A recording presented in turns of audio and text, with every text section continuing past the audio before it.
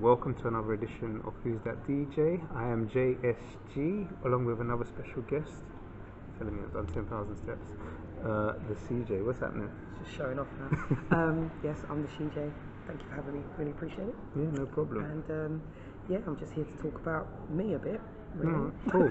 Alright, so how we normally start each episode off is we get the DJ to give us like their origin story. So who are you? Where you from? What what got you into DJing? Okay. Mm-hmm. So yeah, I started. I'm gonna start showing age in a minute. It's 20 years this year. Mm-hmm. I'm from Milton Keynes, originally based in Croydon now, and I've only been in Croydon for 3 years, so I'm Milton Keynes true and true. Right.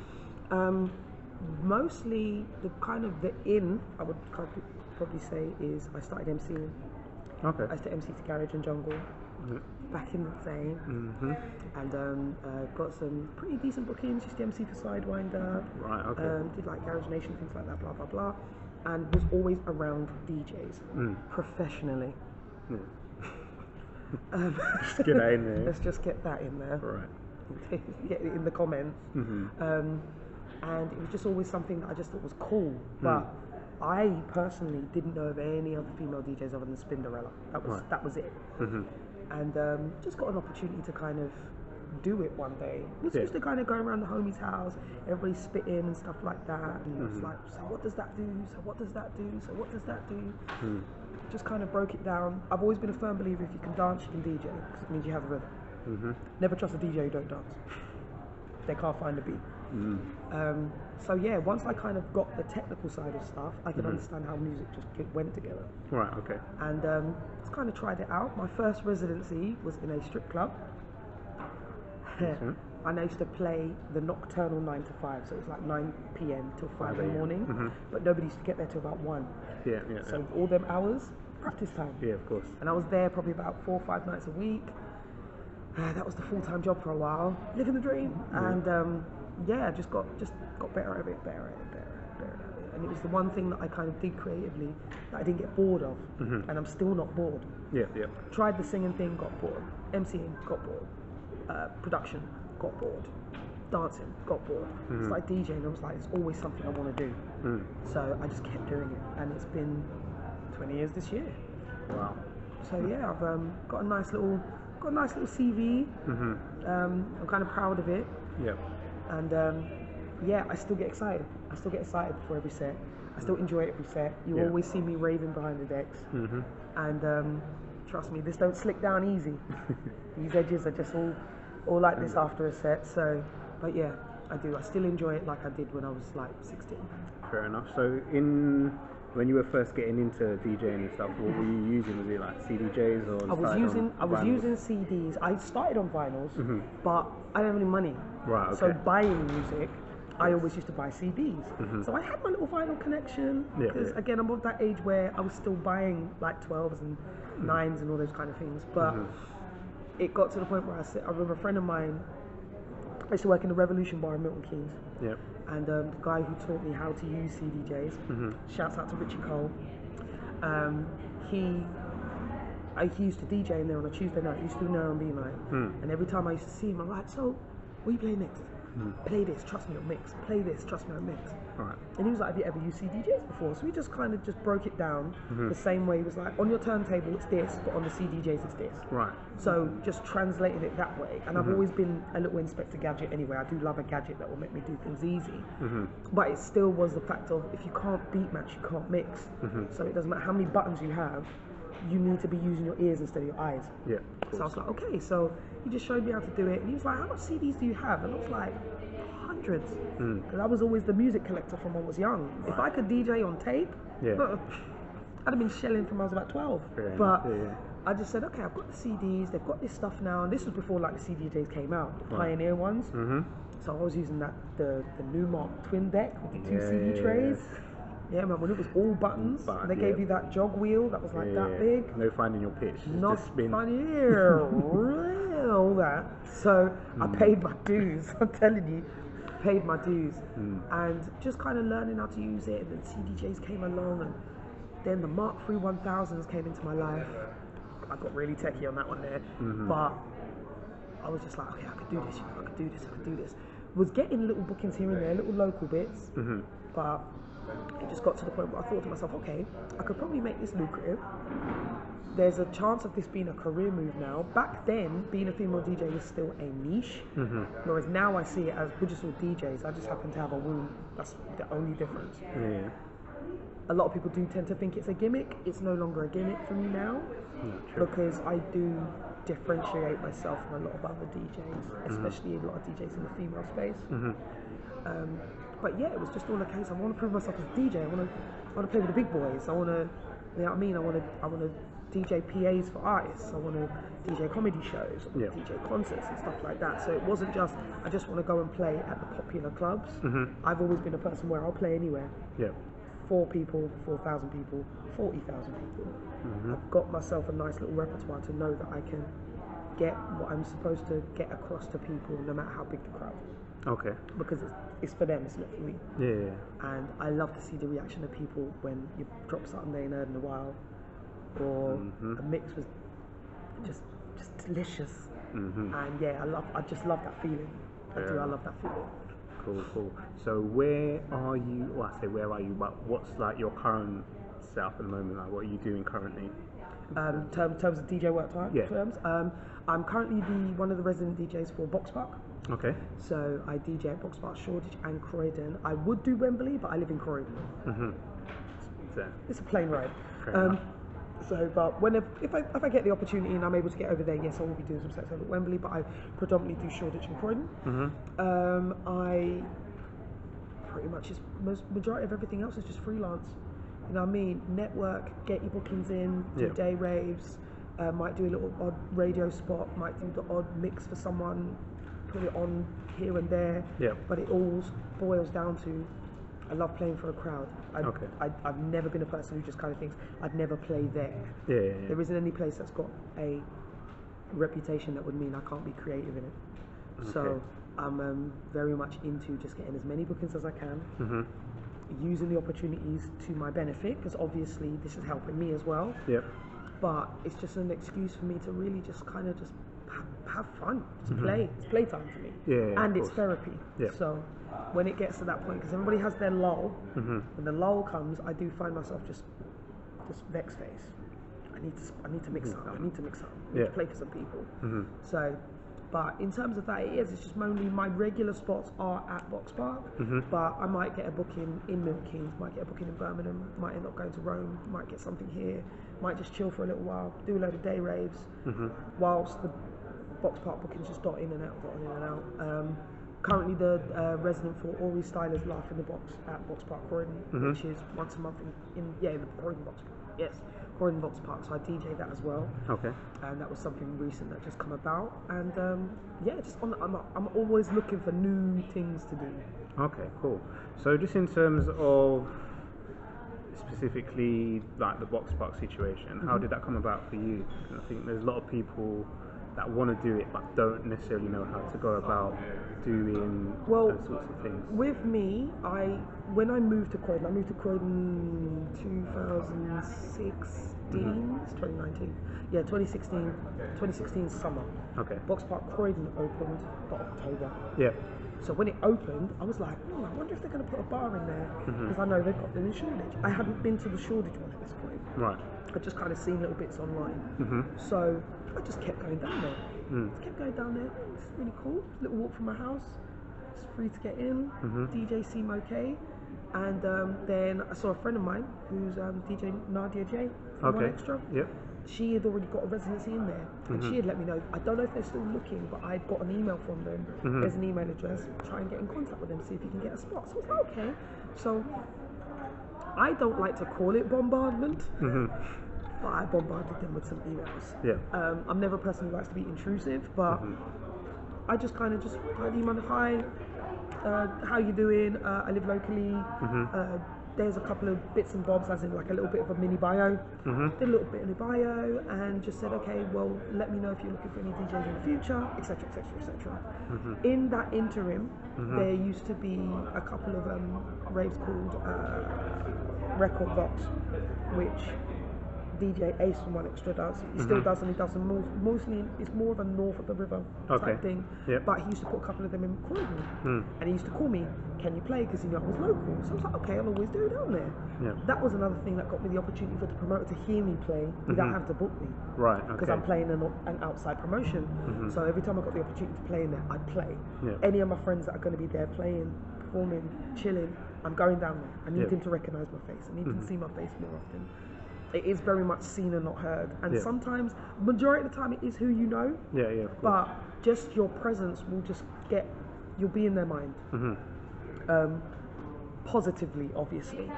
But I just kind of always, every time I saw him, go, you're David, right? How you doing? Shake his hand and stuff like that. And then he just all of a sudden, I just had the pop up on my phone. You have been added to the Shoreditch Box Park Residents DJ group. I was like, oh God, so I got it.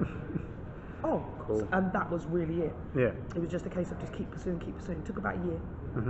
Took about a year, but I'm glad I did because I love playing down there. Yeah. They kind of just leave me to my own devices, keep them dancing. Cool. Yeah. That's me. Fair enough.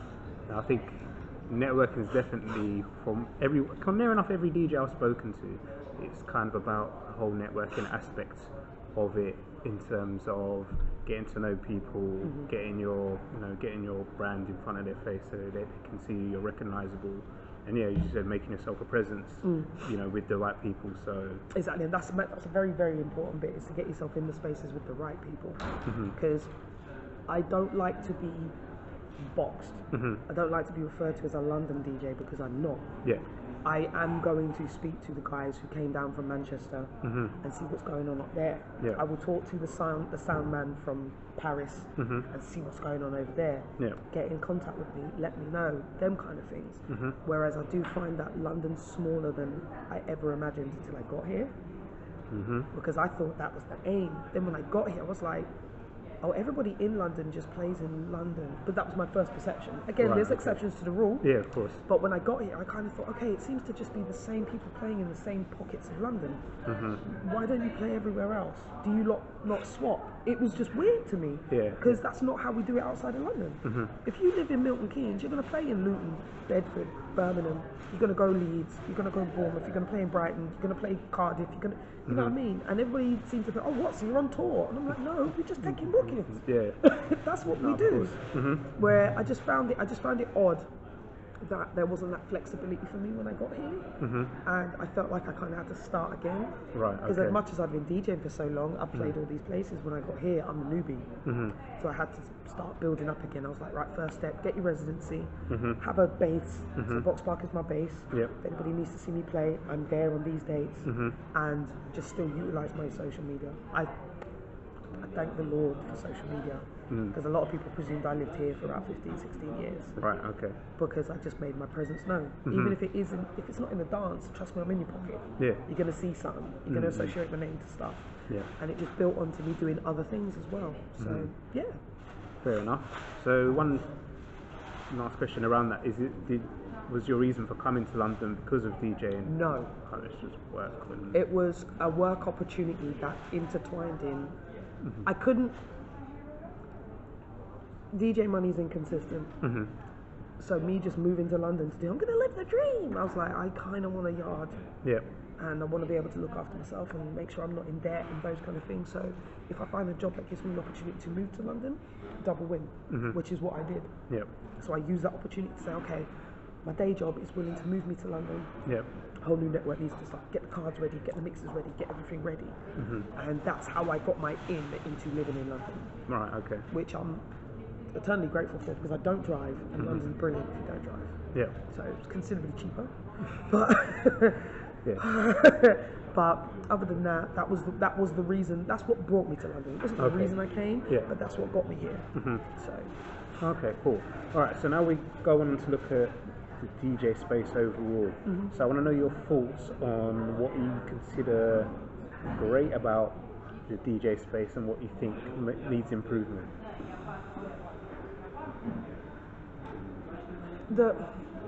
when it comes to my DJ experience, I've met some of the coolest people on the planet. Yeah. And you start to kind of, the line between business and personal gets really blurred in the DJ space. I've never been a person to really be susceptible to it, but I can really get caught up in it. Okay. I've been burned by the, I thought we was boys, that kind of thing. Yeah, and then yeah. before you know it, then run off for the money and that kind of attitude. So kind of having to build up a thick skin in that kind of regard is something that I had to learn along the way. I was never really part of a crew. Yeah. So it was always just me. Yeah. Yeah. Which was unheard of to people because I'm that single DJ girl that nobody really knows where she's from. And she'd come to the rave by herself, play, have my little drink, and go home. Back in the day, I was raving all night, sweat out the hair, barefoot, no more of that, too old for that. My bones can't take it no more. But it was always a case of I just thought to myself, okay, as long as I can look after myself. A lot of the times my dad used to worry me, and my dad's a big brother. You know them big men that walk in and all the doormen are shaking their hand. And he's like, why do these men keep? I was like, because if it kicks off, you've got to help. So more time it's like dad would drive for me and stuff like that up and down the country. But one, I think a pet peeve of mine is dishonesty anyway, especially when it comes to my money. Okay. Is that specifically with promoters or? Oh, it's promoters. Oh yeah. Yes, promoters. No, it's fine. there was no cloak and daggers with that one. Yeah. It was promoters, and I will stress this. Not all promoters are janky. Yeah, yeah. And gone are the days of you just being booked as a DJ. You got to be the DJ, the A&R. Can you sell these tickets? Yeah. I didn't come to sell tickets. If I wanted to sell tickets, I'd have my own rave. Of course. But I'm not a promoter. So I'm a firm believer in just tell the truth. You want to book me? Cool. This is how much it costs. Yeah. That's not within our budget. What can you do? Yeah. And then let me make that decision. Don't have me travel to, the worst one was going to Bradford. Okay. I lived in Milton Keynes at the time. Gone to Bradford, I had to take coach for me to get there to play. Yeah. Where's the promoter? Can't find him. I had to call up Bridge and say, I'm stuck in Bradford, I've got no money, that kind of thing. And everybody's like, why don't you just get the money up front? Look, all of us had to learn, okay? All of us had to learn. But those little things, if you haven't got the money to pay me, let me make the decision whether or not I want to pay the dance. Just let me make that decision. Because I've played for many a reputable brand who've said to me, we've only got this much. Yeah. Can you do it or not? If I really think to myself, you know what, it'd be a decent booking, I think it could turn into something bigger, alright, no worries. Get me there, get me back. I'm that kind of person. I can negotiate that kind of thing, as anybody in business would. But don't tell me, yeah man, there's going to be enough people, champion, come the end of the night. Whoa. Boy, it's mad, you know. So like, can I chat to you tomorrow? Because like, baby mom and that, I could give a crap about your personal life at that point. I've come here, I've done my job, pay me. Yeah. Because I've always been a person where I've said it to many people, you wouldn't talk to EZ like this. No, of course not. You wouldn't talk to Jazzy Jeff like this. But then again, Jazzy Jeff and EZ got paid before they got there. So that's always my learning curve. So I always think to myself, why are they talking to me like that? Because I didn't get the money up front. So you live and you learn. Exactly. And I had to feel the burn to know not to touch the hot pan again. And it doesn't happen anymore. That's cool. No, near enough every DJ I've spoken to during this thing has pretty much come across with similar issues with promoters, and it is, although I can understand it from their perspective, at the same time, I don't care whether it's your first event, your last event, have your money there, ready, to the side, whatever rate has been agreed, have it to the side. Because even down to me doing my own events, first thing I made sure is, can I pay everyone? Okay, now let's think about profit. Yeah. because I can't do this risky business. I don't want to be sleeping on nobody's couch. Yeah, no, of course. I need to make sure everybody's all right. I understand that every DJ, it's not just some superstar lifestyle. This isn't Real Housewives of Atlanta. They got bills and council tax just like me. So let me make sure their money's there, because ultimately you're building a relationship. It's not even a case of just making sure that everybody makes money and you just want to have this reputation for clout, which a lot of people do that for that reason. Whereas my thing is, I want to build relationships. I've got no beef with nobody in the industry. Never really have. There's people I do not really mess with. But that's just for me to just say, okay. But I've always been a firm believer in, I don't have to like you to make money. Because this is business. 100%. I have manners. I have respect for people. I can hate you to the ends of the earth, but I will always respect you. I will always make sure I'll push you out the way of a move and train, but I'm not going to take the impact. That's the difference between how I treat people. If I'm going to jump in front of the bullet, you're my dog. I'm just going to shout, watch out. But you're lucky I shouted, watch out. I still don't want no harm done to you. I still want to make sure that you're okay. And when it comes to that, there's those people who completely disregard that kind of behavior. It makes me feel like, there's always been that bit in my mind that says, should I really just turn into the queen bitch to just get on top? Or do I just keep my reputation as, yo, that's CJ, man, she's cool. And just not necessarily plodding along, but just keep a patient, steady, foundational strut across this thing. Just choose the latter. I'd rather just keep on this stuff. It's a lot more stress. I sleep at night. I sleep at night. I don't have to look behind I know everybody's calling my phone. And yeah, I've always been into honesty. Just be honest with me. Just tell me what's really happening. Because that can make me really not have any respect for you. Why lie? Tell me, yo, I want to put on a rave and I got 30 quid. Let me make that decision. But don't sprinkle it. You know what I mean? Salt and sugar look the same. Salt and sugar look the same, and you don't know till you taste it. So, and I've had to taste too much salt. Fair enough. You know, so yeah. I hear that. All right. So, when it comes to DJing, or even thinking about the DJ space, what is, I suppose, what's the thing that kind of stands out for you currently? And yeah, with that, where do you see yourself going? Is just like bigger and better events, or pretty much, you know, start doing more overseas stuff, or bigger and better events? I'd love to be an artist's official DJ. I'd love to get to see that side of the business. I love touring. Kind of like the comedy space is like, I've just touched it and I'm like, now this is fun. This is fun. So it's like, I really do like that. But in terms of what's gone on in a retrospect of what, how do I describe it? I'm terrible when it comes to my words. That's why I play music. I let them chat to me. Fair enough. When it comes down to, I think I'm just gonna say it. A pet peeve of mine. A main pet peeve of mine is there's too many. A lot of people seem to be very flippant with this DJ thing. It's not an overnight thing. You can't learn that in a weekend. But there's a lot of DJs who learned it in a weekend. It shows. Shows. And unfortunately, because the majority of the people that you're watching are all drunk, they don't notice. They're still going to come in, pay their money, and enjoy their evening. I don't play on a laptop for two reasons. One, I don't want to see what the music's doing. I DJ with my ears. That's what you're supposed to do. So I don't want to be distracted by a waveform. It's just the way I mix. Use your laptop, it's your business. Jazzy Jeff's got a laptop, use that too. So whatever you got to do is whatever. But when I see somebody letting technology do what they don't know how to do, or refuse to learn how to do, does my head in. Respect the craft. Learn what you're doing. My nearest and dearest DJ friends, we can beat match. And we can adapt.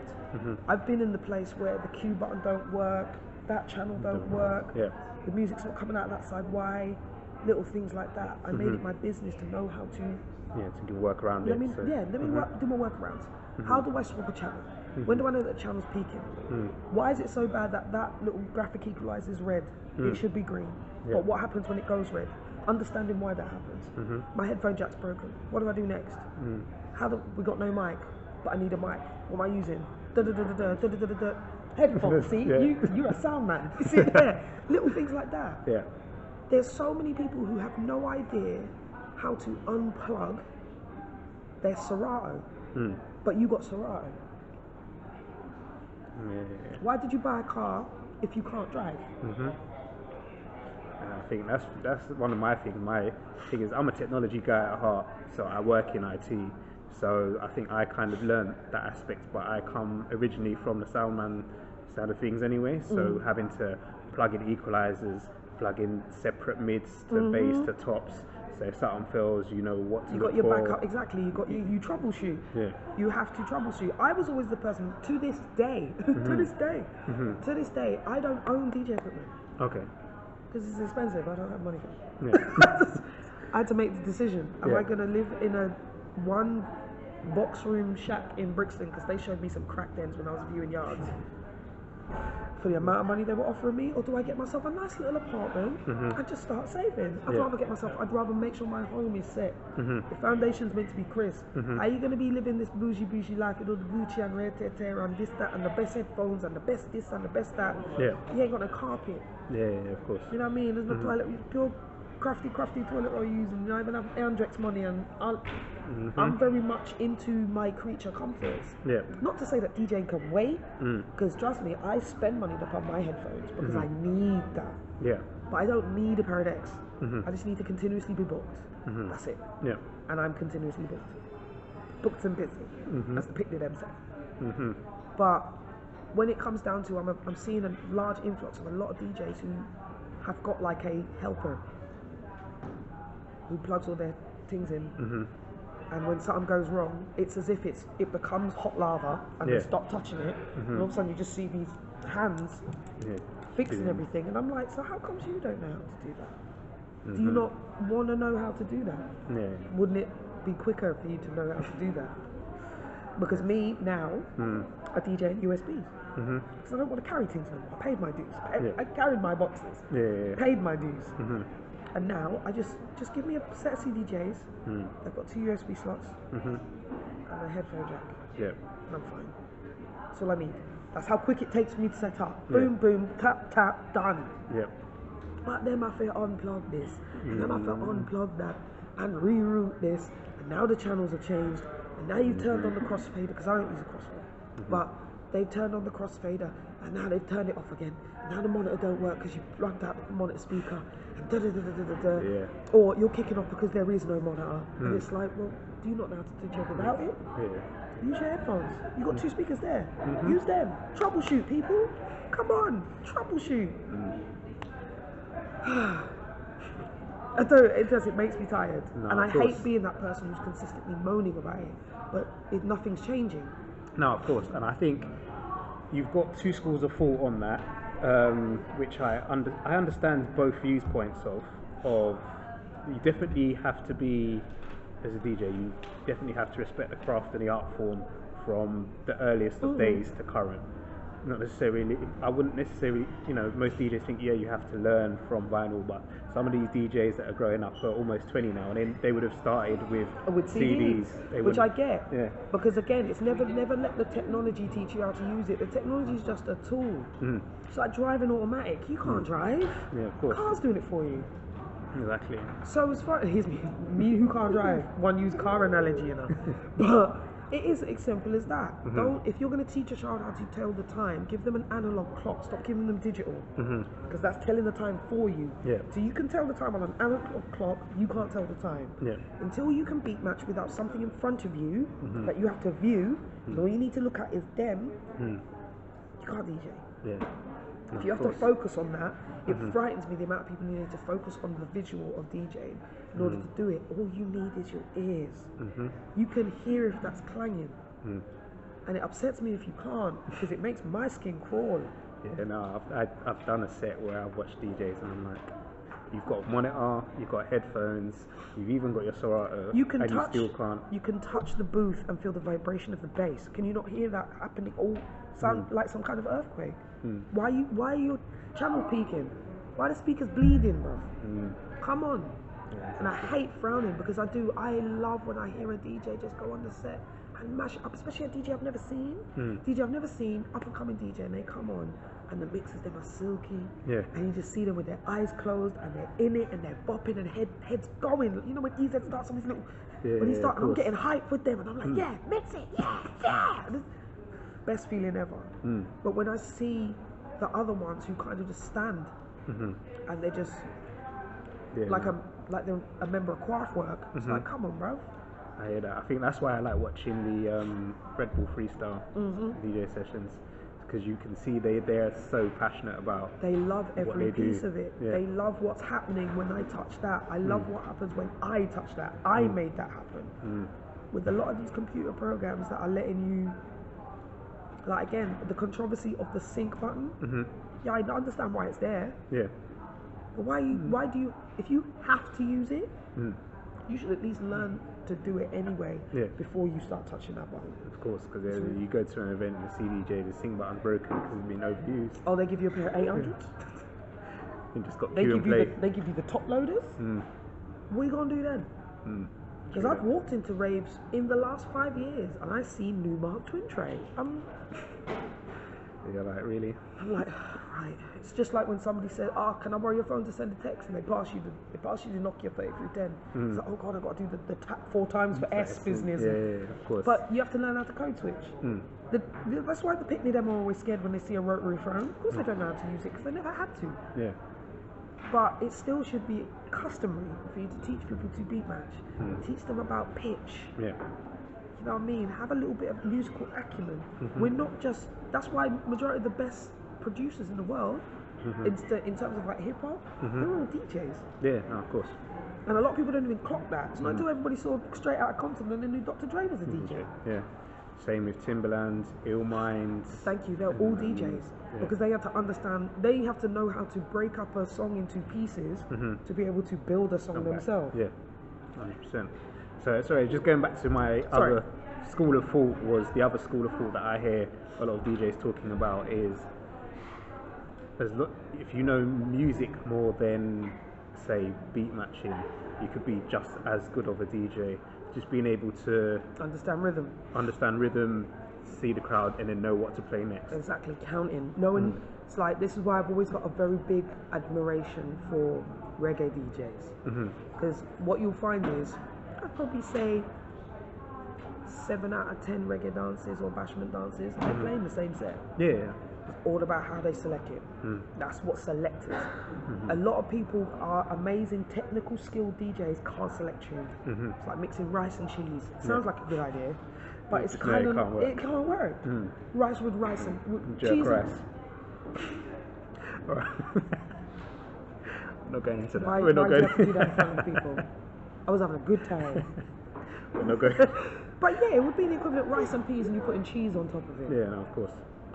That doesn't make any sense. Why would you want to do that? So, I pride myself on being able to mix and select tune. Yeah, 100%. And a lot of people end up not being able to select the right music or being too predictable with it. Stop just focusing on the what's hot on the front of Apple Music or the what's hot on SoundCloud, and it just ends up being Cardi, the baby, Lil Baby, this one, that one, this one, Cardi, Lil Baby, the baby, this one, that one, this one. So what? Busta Rhymes don't exist. You don't want to play no album tracks? Just play some. Don't get me wrong, I don't like it when DJs get too preachy, because I'm not out here to learn, I'm here to party. So I have to consider that. There's a lot of music I don't really listen to in my spare time that I will listen to in a rave, because I know what it's supposed to do. Yeah. But you come in my house, I'm playing all Al Green, all chill out music, a lot of neo soul, and then all of a sudden I have a disco day and just mash up everybody's thing, and they're like, what's that playing in the background? Oh, it's the TV. But no, it's like, it has to be for them. And I have to keep you moving. And if the beats don't match, they stop moving, because people who can dance can't dance to stuff that doesn't match. And you notice it. You notice when someone claps, because everybody kind of goes, It just messes up whatever rhythm they yeah. had because they have to stop and then start again. It's like everybody's tried it where when everybody gives you the challenge of dance off beat. Yeah. My body doesn't know how to do that. Yeah. And I feel wrong and I'm a bit dizzy and I kind of feel seasick. Yeah. So I can't do that. If the beat's playing, I'm going to just keep bumping on the beat. If you keep that beat playing, eventually you just beat a drum for long enough, someone's going to tap their foot. Yeah. And it's the same thing in the rave. You'll just have to keep everybody moving if you keep that beat going. Fair enough. So that actually kind of nicely brings me on to my next point of what is it you're currently listening to? Obviously you DJ, you play what's hot and what's out there, but what are you currently listening to? Like what's on your... You know what? Let me see what I was listening to today, because I'm a fan of music. Doesn't really matter what genre it is at all. But I've been listening to Gwen Guthrie's Good to Go Lover album. Okay, everybody remembers that album cover. Everybody's mum's got that album cover in the collection. Okay, that was the one with the Ain't Nothing Going On But the Rent album. I was feeling myself this afternoon. Yeah. So yeah, I'll just go through a little phase of I was listening to some Gwen Guthrie, then I went into the realms of listening to Guy, then I walked past a shop and heard Daft Punk, then I listened to their first album, and it will change every day. There'll be something different. But in terms of albums that I can't put down, Anderson .Paak Ventura. Okay. It's fantastic. Eagle by Tyler the Creator. Incredible album. I'm not a Tyler fan. But I was like, oh, you've grown up. Yeah. Oh, you know music. And you start to hear influences of stuff that he listens to in his spare time. Right. That album. Wow. Love that album. What else? Yeah, because I went on a bit of an Igor bender. Oh, Beyonce Homecoming. I'm a second tier member of the Beehive. Okay. Yeah. So no, not the... I don't work in head office. Yeah. But I'm in the mailroom. Right, cool. Get me? So I won't kill you for saying something against Beyonce, but I will look at you cooking. Because I won't really trust you very well. Beyonce can't sing. Okay. Yeah. Cool. You know, I'll let the real Beehive lot know about you. But again, really does flip-flop. Really does flip-flop. Been listening to a lot of The Baby at the moment. Yeah. I'm not really into the trappy stuff, but sometimes just need it. Yeah. Just need some ratchetry. Need a bit of ratchetry to work while I cook. All little bits like that. And then all of a sudden, I'm playing Dennis Brown all afternoon. So it really does. It flings all over the place. I went for a little 90s dance music phase. This was last week. Gives me phase like I was 19. This was last week, and I was just listening to a lot of like Basement Jaxx, Aphex Twin. You know what I mean? Just going in these nice little trippy little, and then go into like I want to go to I need to go and see. I need to listen to some deep house, and then it's like I'm going on Pioneer's page and checking out Super D mixes and stuff like that. So yeah, it really does, and it really does change my mood. You know what mood I'm in and what I'm playing. So, and thank God for Tidal, because they seem to have everything. Yeah, fair enough. Yeah. Fair enough. I don't know. At the moment, I'm listening to like 2000s hip hop, like late 90s, early 2000s. It's always there. Yeah. Mine's always there. It's like there's Ready to Die is always on hand if you want to tune. So I think there's like 5 albums I keep downloaded. So when I'm on the tube and I can't get the Wi-Fi or anything like that, I just instantly go to those albums and they're always available. And I can't stop listening to Where Are You? I keep forgetting I'm on camera. Voodoo by D'Angelo, Ready to Die, Notorious B.I.G., My Life by Mary J. Blige, The Ultimate Collection by Michael McDonald. We do like a bit of White Man Soul. Guy, Best of, Black Panther soundtrack, the soundtrack to The Wiz, Beyonce Homecoming and Eagle. That's what's downloaded on my phone. So those are the regulars. If I can't get no signal, I'll play one of them and I'm fine. Yeah. I'm good, I'm fine. And I am obsessed with finding the original to samples. Okay. So I've got a playlist on here of about 50 tracks of all originals, and then I name that sample with my friends. Okay. It's fun. Fair enough. That's a good thing. What is it? Jazzy Jeff has that summertime mix series. All of them. Yeah, love it. He'll start with the original and then go to like the current version every time. So I think summertime 10 is coming out soon, which is the last one in the series. So this seems to be just the year of lasts. Sad times. You know what I'm saying? Alright, cool.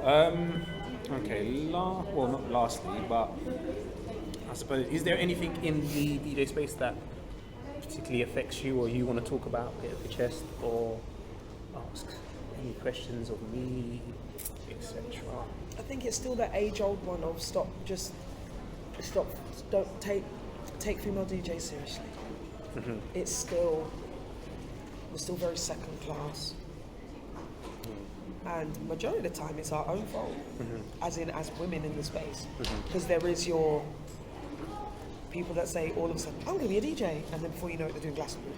Right. So when it does come to your Paris Hiltons and people like that, they're the ones that do actually take the space for us, who were carrying boxes, know how to rig up a sound, them kind of things, blah, blah, blah, blah, blah.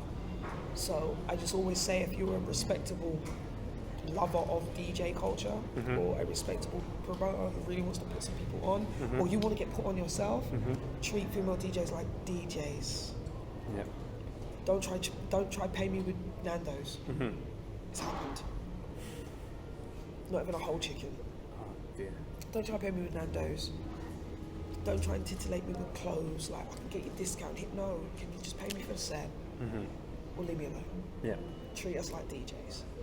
Think of it in your mind of what would I say to EZ if I was to book him. Treat every female DJ like this. Yeah. Her response will give you the inclination of whether or not she's worthy of the spot in the first place. Yeah. But as far as I'm concerned, see me, as a big woman, talk to me as such, be respectful. I'm always going to be respectful and have manners. Yeah. Stop presuming that everybody's up at 2 in the morning. Don't call me. Don't call me. Don't call me at 2 in the morning. Don't. Yeah. I'm a single black female who lives by herself. Don't call girls like that. Yeah. That's another respect boundary that a lot of people seem to break, because then you want to treat us like guy DJs. Right. No, treat us like a business. If you needed to check your gas meter, you can't call British Gas after 6. Yeah. Okay, call me at a decent time. Drop me an email, Yeah. drop me a text, drop me a WhatsApp, that's fine, but don't call my phone after 6 o'clock. Okay, business hours. You want to do business? It's business. If a female DJ gives you a business card, it is business. It is business. Okay, it's not an air for you to chirps. Yeah. It's business. Treat it as such. Okay. All right.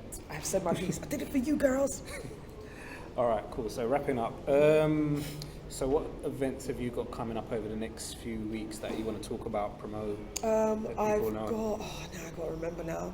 This Saturday, which would be, I can't remember what day it is, which would be the 8th of June. I'm at Box Park Shoreditch, playing there. That finishes at 11 o'clock, so that's going to be a little bit of everything. That's very much depending on who's in the room will determine on what I'm going to play. Right. So, the Grimeheads are there, we're playing Grime. Yep. Bashment Class is there, we're playing Bashment, etc., etc. So that's on the 8th. Then on the 12th, we're doing Laugh in the Box at Box Park Croydon for Ori Styler and them. Line-up should be coming out, I'm guessing, probably around the weekend. Then I've got, on the 23rd, I've got a day rave, which is going to be at the Lighthouse in Shoreditch. That looks like it's going to be pretty good. Food, drink, vibes, all day. Hopefully these clouds part and we get the sunshine back. I've got a good feeling it's going to be coming back there. We've got that. 5th of July, I've got the Summer Soiree, tracksuit versus jumpsuit.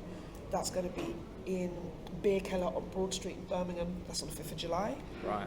And then I've got some other bits in July coming up that I can't announce yet. So that's what June's looking like at the moment. Fair enough. But anytime anybody wants to search for anything that I'm playing with, I save everything with the hashtag Where's Wani. Because my nickname is Wani, Juanita, that's my birth name. Right. So WHERE1E. Search that hashtag, all my flyers always come up. Oh, and I have a podcast. Okay, do you want to talk about that quickly? Yeah, it's me talking to myself for an hour. So it's usually just a case of I'm just chatting about what I've seen on the internet, chat about some films I've seen, some music. Somebody may have, it's like, for instance, today I just have a bun. Today I had the hairpiece in yesterday. I've got to work, not remembering I didn't put the hairpiece in. Walking past a shop window, notice there's nothing there, thought it fell off on the train. So little things like that about my life. But yeah, that's called The Other One Show. Okay. And that's on SoundCloud and iTunes. Okay, cool. Well, what I'll do is I'll link it up in the description, so people who see the description of this show can click on that, and then it'll take you to that podcast. Lovely. Cool. So I will finish up with two things. First thing is I suppose what I want to get you to do is ask a question to all the DJs that are watching this to try and get their feedback on it. So it's kind of like question of the day type thing. So you come up, think about a question that you want to ask the DJs, and then what they'll do is they'll put that in the comments. So when the video goes up, you can go back and go through the comments and see what the DJs are saying, etc. Okay. And lastly, any hashtags or any information people want to get in touch with you or promote, etc. No worries. Okay, for my question, it's one that's kind of been on my mind. I've been talking to a couple of friends about it. Is to all the DJs, how do you feel about venues not having a full setup? So there seems to be an influx of a lot of clubs and bars that would just have a DJ controller, which is just controlled through a USB that goes into a laptop, and that's it. Speakers aren't really the best. It's not really built for the kind of sound that you want to play. If somebody wants to book live performance DJs, do you think it's necessary for them to make sure that they have live performance savvy equipment in their venues? So if the booth ain't kitted, are you vexed, basically? So I just think it's standard for there to be turntables, CDJs, a decent mixer, a decent monitor, and some. You see? Yeah, I know. You're triggered. So the club that I'm at the moment just has a mixer. Yeah. That's it. See, I've had to turn down bookings because all they have is a controller, because I don't use my laptop. All I have is USB, and then it's like, sorry. And I'm just like, yeah. What can you do? And people are like, you should go on Serato. For what? It's not necessary. Lewis Hamilton don't bring his own car to Monte Carlo. Provide the equipment that can give the service, because the service you're paying for someone to keep music playing for between 2 and 8 hours. Just provide the equipment. Do you think all booths should be set a standard with everything that you should need? Fair enough. Cool. And yeah, where can people get in touch with you if they want to do such? I am across the board, all the socials at the Shejay, TheShejay. That's Instagram, Facebook, Snapchat. What's the other one? Twitter.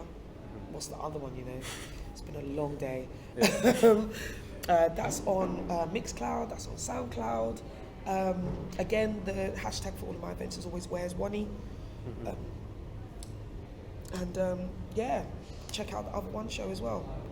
For information, like booking inquiries and stuff, just hit me on email. It's always best, info@theshejay.com.